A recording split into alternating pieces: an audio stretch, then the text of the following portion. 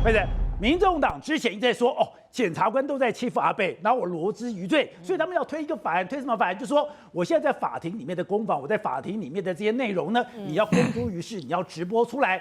好，那今天呢，我們看到法院真的把它給直播了。本來以為說阿伯真的是被誣陷，你知道嗎？檢察官胡說八道，你知道嗎？真的入人於罪，你知道？結果今天大家看內容以後。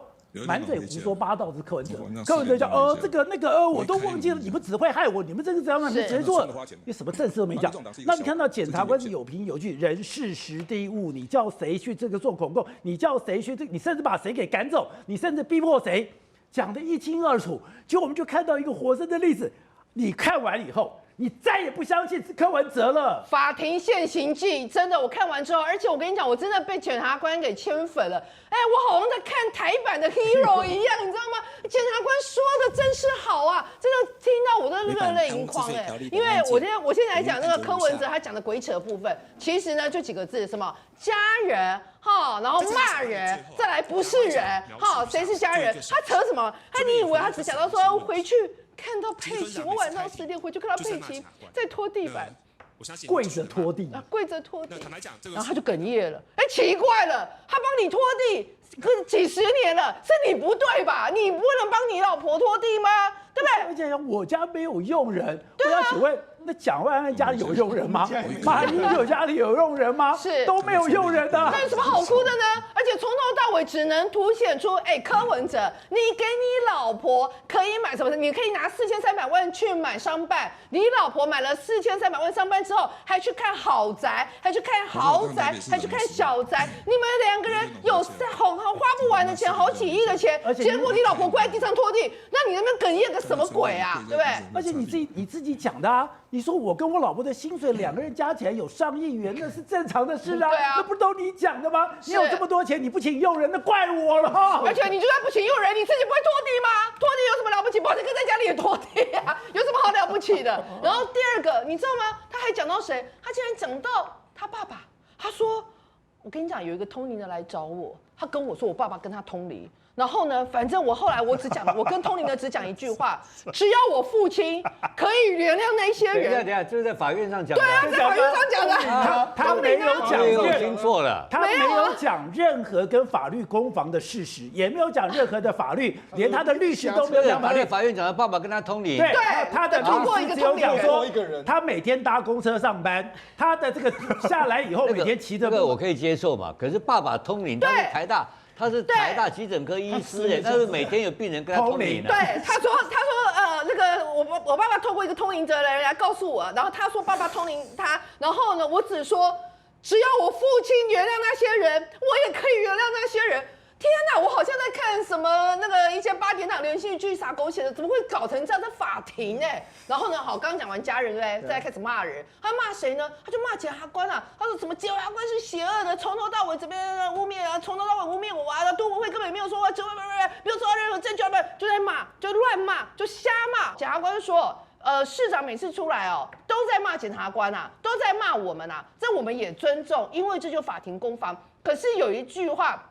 我完全沒有辦法接受，就是你罵檢察官是邪惡的。他說：“市長，也許你不相信，我當過國民法官3年。”他說：“我們是有理想，我們是有自己的一個抱負的。我在這個法庭上，我看過受害者的眼淚，我這個法庭上，我幫受害人爭取過權益。但是我雖然不像市長一樣可以一個決定可以決定國家一個市政，但是我扮演好我的角色，就是在這裡捍衛我們這個受害人相關的權益。我們每一個人的決定，每一個人做法，都是希望為國家而更好啊。”他說：“你不要，市長曾經說過，你說這個案子過往10年看，大家會有什麼樣的評論？”他就跟你講，他說：“我只說一句話，我不要往10年看，我們所擔心的，我們所在乎的，只是此時此刻，從今而後，不要再有另外一個比別人更平等的金華城。”好，宇軒，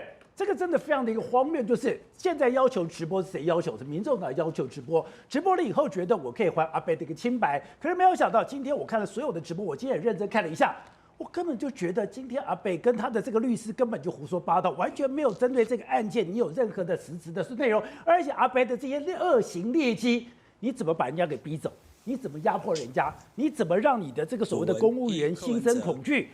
一點一點的清清楚楚交代。剛剛惠貞講，我都很難想，他是在開會過程裡面，他說在開會過程裡面他不爽，他就開始丟東西，他連警察都敢丟。本來跟我講啊，我現在必須要承認，我覺得我錯了，因為當時法庭直播的時候，我認為說，他怎麼沒有現場直播？他往後 delay 1個禮拜才播放出來，哦，那肯定是要保護法官嘛，要保護檢察官嘛，省得他們在第一時間直播就被公審嘛。我後來發現我錯了，為什麼？黃國昌是在保護柯文哲，因為如果第一時間出來，柯文哲連談都不用談的，民調不會是現在這個數字，更低。首先，剛才講第一件事情，其實惠貞都算是客氣了。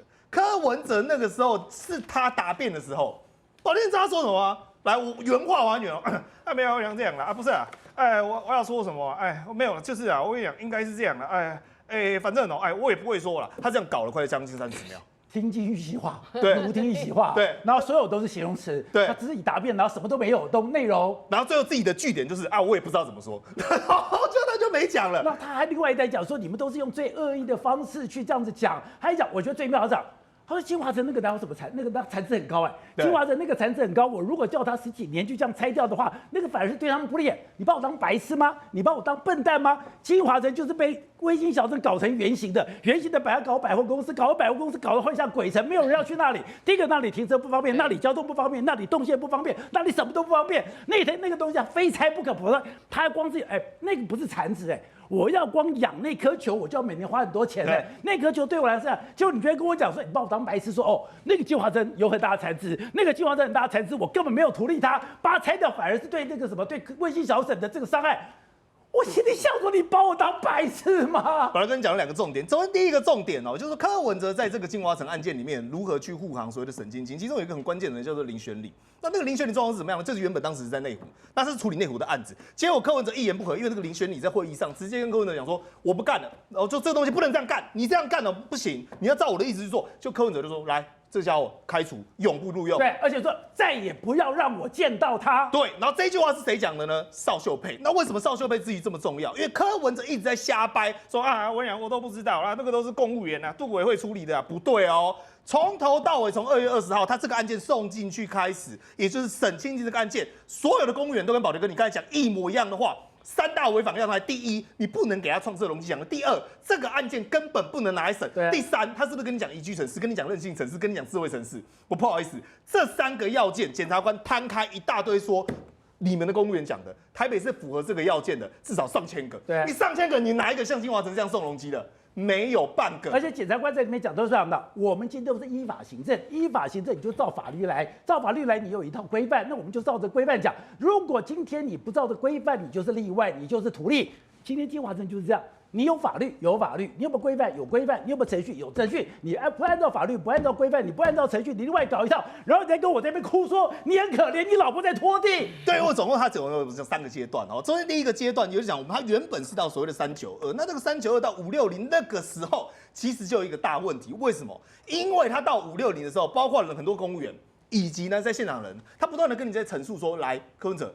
最重要的是，請問一下，我們所謂的都市計劃法第24條，或者是你台北市的都市施行細則25條，我的哥，那是叫什麼？它前面有一個2個字很重要，就2個字而已，危老。圍繞，然後金華城，你在跟我講他殘值，你跟我講他原型，然後說什麼18年你還有很高的殘值，我這樣子把它拆掉，我根本沒有圖利柯文哲，所以他沒有圖利沈清金，他在胡言亂語嘛。因為你如果有殘值的話，他就不是危老啊。對啊，危老的樣態就沒有殘值，對，他就沒有殘值，而且會造成都市危害。對、啊，所以第二句好，他已經不是危老了，那你硬要把他送進去，就送進去之後，你包括你強迫你的公務員去施行，其中有一個很重要的要件哦。我剛才是不是講到說很多公務員反對？對不對？我給過一個數字哦。包括林清龍，他說：“哎呀，林清龍那個反對我不算，林周明，甚至什麼邵秀佩，甚至誰劉秀玲，劉秀玲是誰？就是原本都委會的執秘，以及下轄包括宋正邁、林這些在內，對，所謂的都市計劃的委員，他把宋正邁都給弄掉了耶。宋正邁是怎麼講？第一次參與，前段參與，然後後面覺得說，哎，這個塞虧，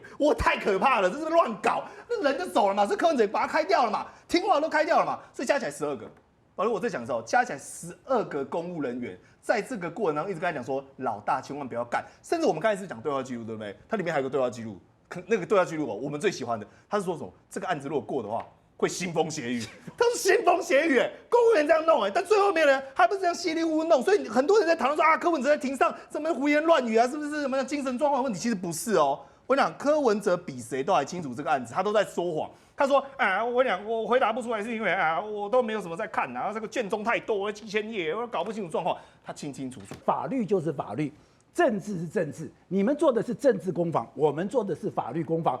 这個東西，這句話，如果你把那個看完，你就知道，今天即使柯文哲在法庭內，他也是在做政治攻防，真正在做法律攻防的是那些檢察官，所以一比天差地遠，一看就知道說，我們好歹也念過一點書嘛，我們好歹也念過公民嘛，好歹也念過法學緒論嘛。我今天看完他整個攻防，你真的直播之後，他真的沒道理。從政治上這個大問題，你知道？因為剛剛惠貞講一個一般背信啊，一般背信的話，大概在28年前一定就定了啦。定的話，快的話大概27年這個可能就要送，27年初就送27年中就送執行了，所以他會去關呢。他不是他要去關呢，他現在在那囂張，在搞什麼搞不懂的。第一個他鬧什麼鬧啊？然後第二個他一直講一句話。他沒有怎麼司法破壞，他說我絕對不會跟賴清德投降。對，這句話什麼意思？什麼意思？我到現在我也不懂什麼意思啊。哦，我想了好幾天才想懂了，你知道吧？他有8席立法委員，老子不交給你，這個叫投降。對，你知道嗎？就表示中間有人在跟他喬這8席立委。我看過有一個寫的最清楚是，他一直認為政治可以干預司法，所以我有8席立委，他其實是在等什麼呢？等賴清德來跟我談，結果賴清德沒有來跟我談，所以他就很生氣，覺得你明明可以談的，你為什麼不談？他把民眾黨賭下去了，你知道嗎？民眾黨一賭下去，結果這個黨完蛋了，你知道吧？這個黨如果你看看當年阿扁出事情怎麼處理的，切割，第一天陳水扁退黨，對的，自己說退。陳水扁退黨，跟民進黨沒關係了嘛？那好，我們開始就各走各的路。